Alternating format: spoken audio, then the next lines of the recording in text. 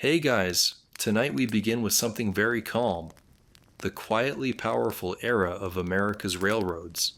So dim your lights, stretch out, and let's drift back into late 19th century United States. Grab a pillow, maybe a soft blanket, and we'll ease into this together. Picture the United States in the 1870s and 1880s. Post-Civil War, the country is healing, rebuilding, kind of like someone who sprained an ankle and is walking gingerly again.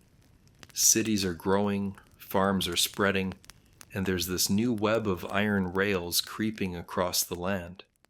The railroads, which I'll lovingly call the silent highways, are not glamorous like battles or erupting volcanoes. No, they're the background hum of transformation. Because why not focus on something steady, something hauntingly mundane? So we introduce a company, the Union Pacific Railroad. You've heard of them? Of course you have. Built westward, they stretched iron rails across plains, hills, deserts. They were quietly ambitious. Vast distances, thousands of laborers, a surprising number of accidents, illnesses, delays. But the big focus tonight is the people, the workers, the towns, the ripple effects. Because even something as boring as a rail line turns into a story of human lives, losses, hopes, eccentricities. Imagine this. An Irish immigrant named Patrick came over in the 1860s, family back home starving a little, motivated to earn his keep. He's assigned to lay track in Wyoming, one of those remote, windy spots where the prairie seems endless and the night sky is pale. He wakes before dawn. He eats a cold meal. The whistle blows. They haul timber, rails, spikes. The wind bites. There's dust. There's loneliness. He writes letters home explaining he's doing well, though what that means is stretched. He misses home. He misses his wife's cooking. He wonders how long this will last. Meanwhile, in the small town of Cheyenne, Wyoming Territory, a lodging house opens because there are suddenly workers, hotels, saloons, boarding houses, a business boom of sorts, but also vice, gambling, saloons where the whiskey is cheap, the engineer who oversleeps and nearly derails a freight car, the cook who falls ill from typhoid. The townfolk shrug. They expect hardship, because that's the price of a progress. Now let's drift to someone else, the visionary railroad boss. Let's call him Mr. Henry. Very imaginative, I know. He sits in a mahogany-lined office in Omaha, Nebraska. He puffs his cigar, stares at maps, calculates miles of track, cost of labor, speed of trains. He has a portrait made of him wearing a frock coat and top hat, because why not? He advertises speed and safety, though the trains are hardly safe. Derailments happen, bridges collapse, workers vanish into crevices, but he promotes the idea of manifest destiny through steel rails. Meanwhile, the land, it doesn't just passively wait, it resists. Harsh winters at the Rockies, sod houses collapsing, prairie fires, locomotives stuck, supplies delayed, and indigenous peoples watch all this with concern. These rails cut through lands ancient and populated. Though our story tonight won't dive deeply into that, it's there in the background. What I want you to feel is the contrast, the gleaming idea of connecting America versus the gritty reality of freezing nights, lonely camps, rail ties rotting, pay delays. The lesson, even huge-scale infrastructure is sort of quietly miserable at times. And then there are the quirks. The workers carve their names in wood. They gamble dice in tents. Women accompany the workers sometimes, cooking, taking in laundry, running boarding houses. Some men bring their families, others bring none. Some workers are Chinese immigrants hired by the Central Pacific Railroad on the western side. Their lives are different again. They build tunnels, they face rock slides, they eat rice and dried vegetables instead of corn and beans. They laugh in Cantonese with each other, far from home. Their humor cuts the monotony. And at night, the trains whistle across the prairie, a lonely shriek in the dark. Towns are built, sometimes abandoned. A station opens, then 3 years later the tracks shift and the town fades. The promise of steel is seductive but ephemeral, so we float over to what happens when the railroads succeed. Freight moves, cattle, grain, lumber. Towns become cities. People can travel. Kids can visit relatives. But the cost remains hidden. Workers injured, land exploited, nature altered. The railroads change the climate of commerce, but also the climate of loneliness, and then comes the crash, not all at once, but gradually, the Big Panic of 1893. Some railroad companies collapse under debt, investors pull out, workers are laid off, towns freeze or shrink. Endings are not melodramatic, they're quiet. A board meeting, a notification pinned to a saloon door. Trains stop. The locomotive rests idle. Tracks rust. This is not a story of triumph or epic battles. It's slower. It's, look what happened when we built things and forgot the human cost. It's the kind of tale you can nearly fall asleep to because it doesn't roar, it whispers. So as you lie there, feel the clink of railroad spikes, the hiss of steam, the quiet ache of homesickness in every worker's heart. Think of the engineer who watched the sunset behind the Rockies and thought, tomorrow we lay more track. Because that's how America moved. One tie at a time, one lonely camp, one dusty town. End of part 1. Rest your eyes a little. When you're ready, we'll drift further into how those railroads impacted everyday lives in America's towns, the ones you never hear much about. Hey there again. If you're still awake, congratulations. That means the train hasn't quite lulled you to sleep yet. But don't worry. We'll slow things down a bit more tonight. So, where were we? Ah, yes, America's railroads. The iron veins of ambition and sometimes regret. Let's float now toward the little towns that rose from the dust just because a train happened to stop there. Picture the Great Plains around 1885. Endless gold grass, a sky so wide it could swallow you whole. Then, out of nowhere, a depot. That's all it took. One wooden platform, a water tower, a man with a whistle. And suddenly, poof, you've got a town. They'd give it a name like Ash Hollow Junction or Elm Creek Station. Something vaguely comforting, even though there were no elms and definitely no creek. Just wind, rail dust, and optimism. Families came. They built plank houses, then a saloon, a church, and maybe a general store that sold everything from nails to licorice sticks. The town looked permanent, but it wasn't.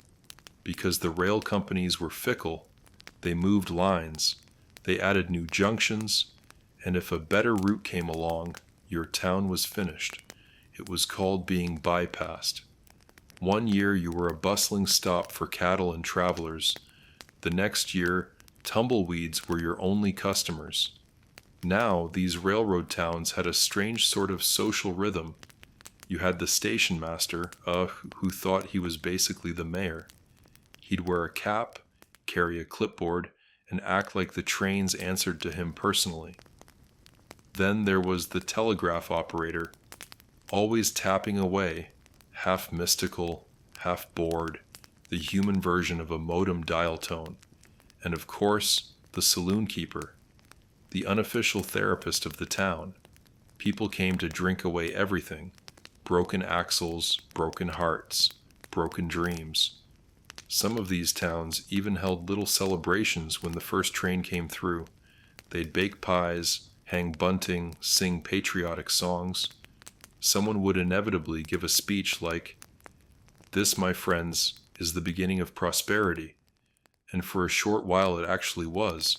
But prosperity, as usual, had terrible time management skills. It rarely stayed long. Let's drift into Kansas now, a place where the grass sways, the storms gather, and the trains seem to stretch forever. Here's a little story. Let's call it the Tale of Meadow's End, because the real name was something like Buckland, and that's less poetic. Meadow's End began as a promise.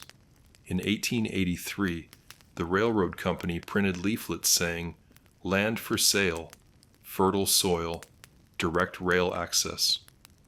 Homesteaders arrived, mostly Germans, Swedes, and a few wandering souls who'd failed at gold mining.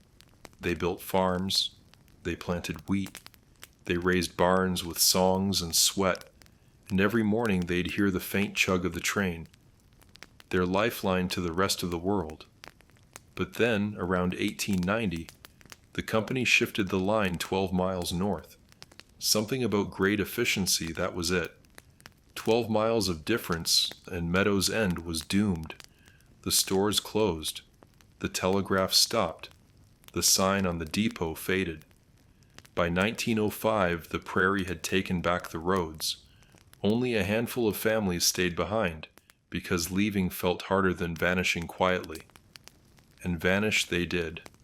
Slowly, politely, like a sigh. Meanwhile, in the bigger towns, the trains brought glamour. For a while. Cities like Chicago, St. Louis, and Kansas City turned into iron giants, roaring with locomotives. But even glamour has its dull side. If you lived near the tracks, your house rattled. Coal soot covered your laundry. The trains never stopped screaming. Still, people bragged about proximity. "You can see the tracks from my porch," they'd say, as if that were an achievement. Human beings have always been funny that way. Now, what's truly strange, and maybe a little comforting, is how the railroads changed time itself. Before trains, every town kept its own local time. Noon was whenever the sun hit the highest point, but when trains started crisscrossing the country, it became chaos. Imagine trying to run a schedule when every station had its own noon. So in 1883, the railroad companies did something bold. They invented time zones. Not the government, not astronomers, the railroads. They decided, arbitrarily, that America would be divided into 4 zones: Eastern, Central, Mountain, and Pacific, and they announced it on November 18th, 1883, a day known as the Day of Two Noons. Because at exactly noon local time, every town had to reset its clocks to the new standardized hour. You can imagine the confusion. Farmers complained that the sun hadn't moved. Old men grumbled that it was unnatural. But of course, everyone adapted eventually, because trains don't wait for philosophy. So yes, every time you glance at your phone or your oven clock and it says Central Time, you're actually obeying a rule set by 19th century railroad clerks. Because why wouldn't the people who built train timetables decide how the entire country tells time?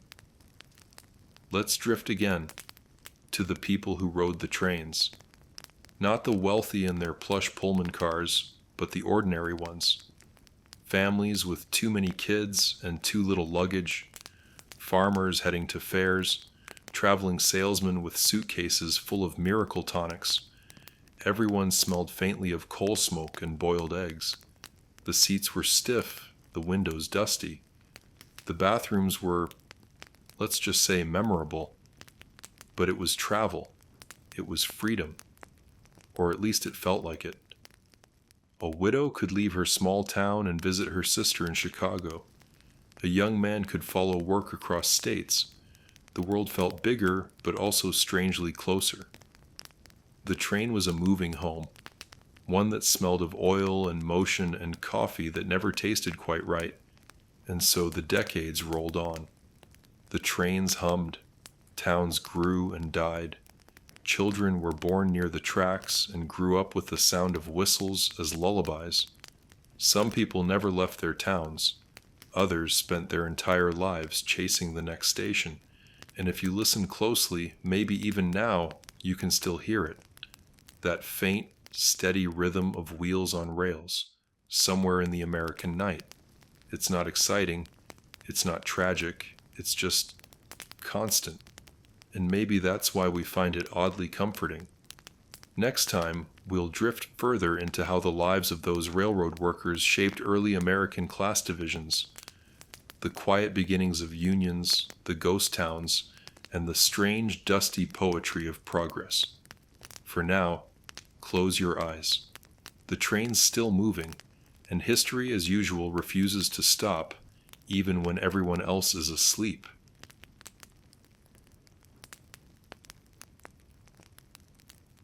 Hey again. If you're still with me, it probably means you haven't fallen asleep yet, which is impressive considering this is a one-way ticket to monotony. But that's okay. You can let your mind wander while we keep gliding forward. Slowly. Like a night train nobody bothered to stop. Tonight we'll talk about the people who made the railroads run. The men, the women, and sometimes the children whose lives revolved entirely around something that moved, but they themselves rarely did. Let's start with the railroad workers. In the late 1800s, these were not glamorous jobs. Nobody grew up saying, "One day I want to hammer spikes into frozen ground for 12 hours straight." But work was work, and railroads always needed hands. They came from everywhere: Irish, Chinese, African American freedmen, poor white farmers, sometimes convicts. Basically, anyone cheap enough to hire and strong enough not to die immediately. The pay? Barely survival. The conditions? Think camping, but with more explosives. They built rail lines through blizzards, deserts, mountains. They worked 6 days a week, often more. Sundays were for sleeping, repairing boots, or writing letters that took weeks to reach anyone. Most of them never saw the whole line they helped build. They just moved from camp to camp, like ghosts leaving behind fragments of track. And yet, there was pride. Some called themselves Iron Men. They'd spit in their hands before lifting a rail, like it was a sacred ritual, because if you don't romanticize misery just a little, you'll go insane. Now let's float to the railroad families, the ones who live beside the tracks. Imagine being the wife of a section hand. You live in a tiny house provided by the company, drafty in winter, baking in summer. Your husband's gone half the week, maintaining tracks miles away. You raise the kids, keep the house, maybe tend a small garden that constantly gets dusted with coal soot. The kids play by the tracks, waving at trains as they pass. It's cute until you realize that's their only entertainment. Every so often, a telegram arrives. Maybe it's a request for supplies. Maybe it's bad news. An accident, a derailment, someone gone. Railroad life was like that. Rhythmic but uncertain. Like the train. Always moving, never entirely safe. And then, of course, there were the train crews. Engineers, firemen, brakemen, conductors. A small brotherhood bound by soot, caffeine, and gallows humor. Engineers were the rock stars of the rails. Steady hands, steady nerves. Everyone trusted them with lives and freight worth fortunes. They carried pocket watches and took pride in precision, because 1 minute off schedule could mean disaster, or worse, a strongly worded memo from management. Firemen shoveled coal endlessly, turning fuel into motion. Their arms looked carved from oak. They'd joke that if they ever stopped sweating, they'd probably explode. Brakemen had the worst deal. Before air brakes were invented, they had to climb on top of moving cars to manually turn brake wheels. Rain, snow, night, didn't matter. If you slipped, you were gone. They called it riding the rods, and it was as fun as it sounds. Let's not forget the station workers. Telegraph operators, usually underpaid men, sometimes women, who lived by the rhythm,